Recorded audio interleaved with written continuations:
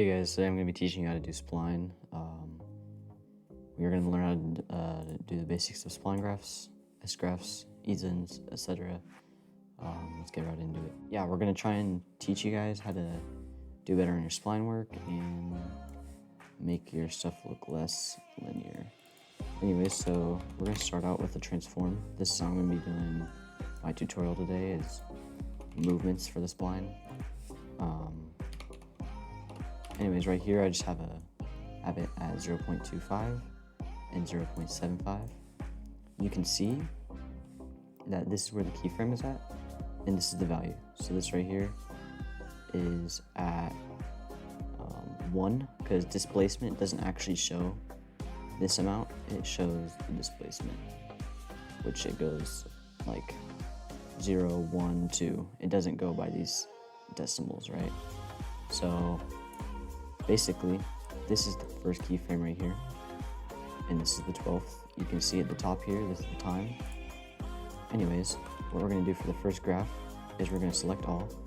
You can do this by selecting all like this, clicking and dragging and holding. You can do it by selecting this, or you can hit Control A. And then next we're going to hit S in our keyboard, or you can hit this right here. This right here is linear. You can see linear is going to look like that. It looks the same the whole way through, but either way we're going to click this. You can see it looks a lot better already, but what we're going to do is we're going to hold Alt and drag it to the right, and then we're going to hold Alt again and drag this to the right. Now personally, I want the fastest point to be kind of in the middle, so like 6. Now what you can see here is it starts off really slow, down here goes quick and then slow.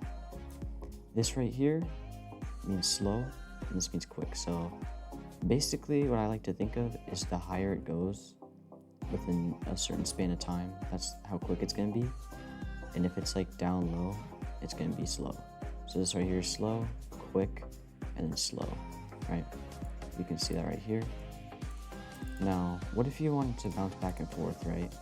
What you can do is you can select all by Control A, and you can go to ping pong. It's going to be this one right here. If you click that and you play it, you'll see that it goes back and forth like this.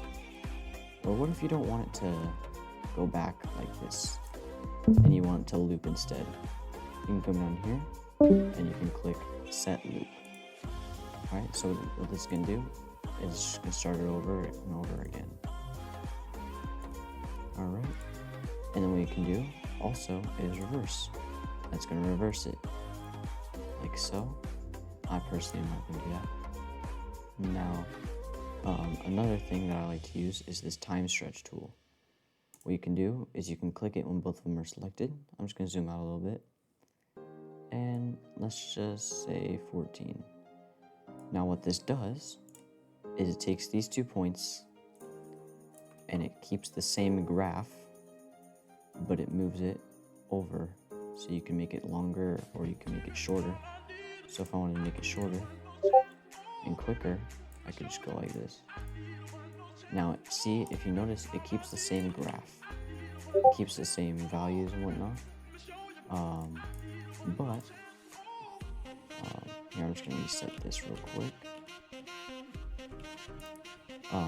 The difference is if I were to say grab this and drag it over, it doesn't keep the same as if I were to do this. So I really like to use this if I'm changing the keyframes on it. For another thing, I'm not sure what Shapebox does, or actually yes I do.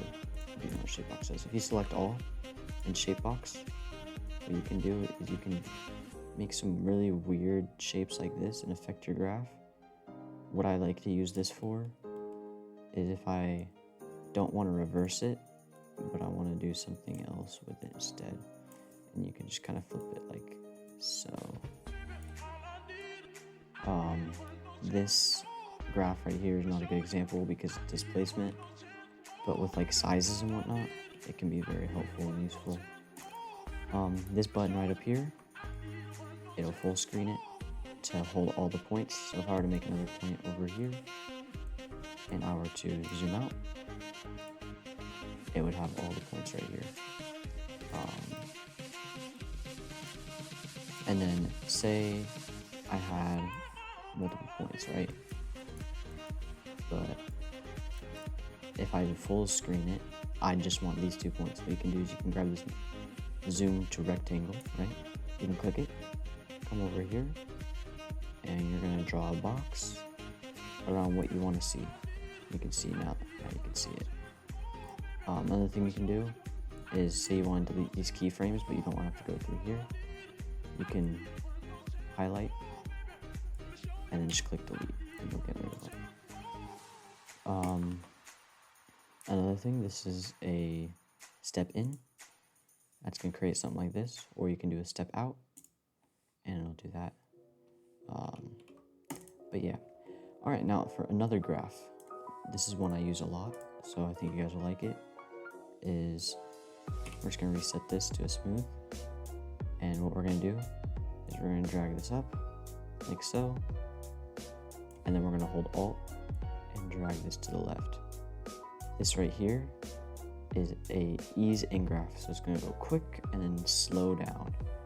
I use this a lot for my Twixters and for my zoom in scalings, but you can see it quick and then slow.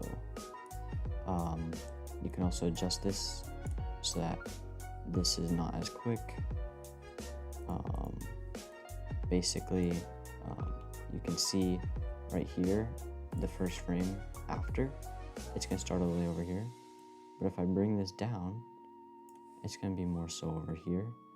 Same thing with if I move this to the right, it'll do kind of the same thing. It's all about adjustments with this, kind of just mess with it and see what you like. But yeah, I think that's not too bad right there for ease in. You can also make an ease out, which is you hit S and then drag this over and then bring this down. It's gonna start off slow and then go really quick at the end, so it's gonna another graph I use a lot. Now for this right here, this is linear, of course. I already showed you guys that. It's gonna stay the same velocity the whole time. Now say we come back over here, let's go 24 and bring this back to 0.25. Or this isn't a good example. Let's move to size, right? Let's say a keyframe here, 12 frames, 0.25 or something like that, and then go 24, and then just back to the regular.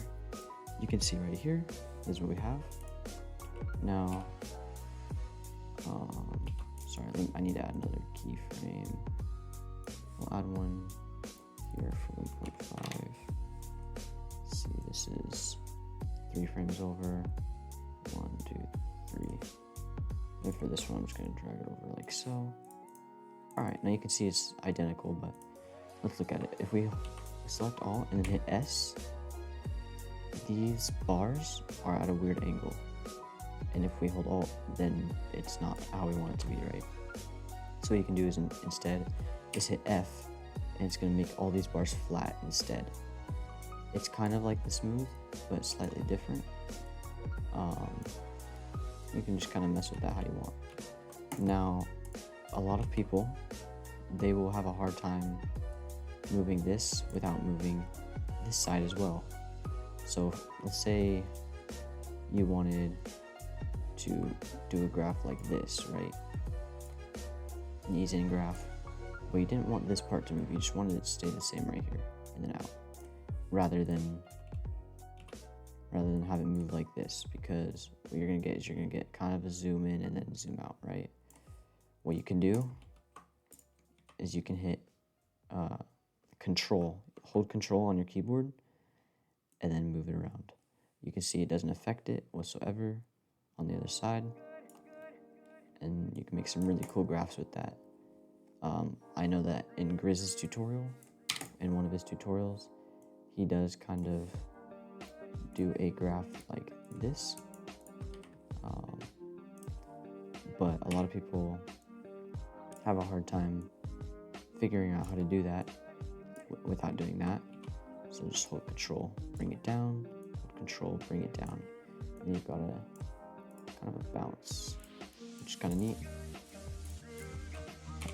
These right here kind of do what they look like. They extend, whatever, extend, make it smaller, which is nice. Set relative, I'm not entirely sure what that does. I think it just repeats it. I could be wrong. That's something that we'll probably end up trying to figure out. But it's really good to try and figure out these graphs. But yeah, I'll kind of go over that in some other tutorials as well. Like I'll be doing a black bars tutorial soon. But yeah, this is the basics of Spline. I hope you guys enjoyed the video. Leave a like and God bless y'all.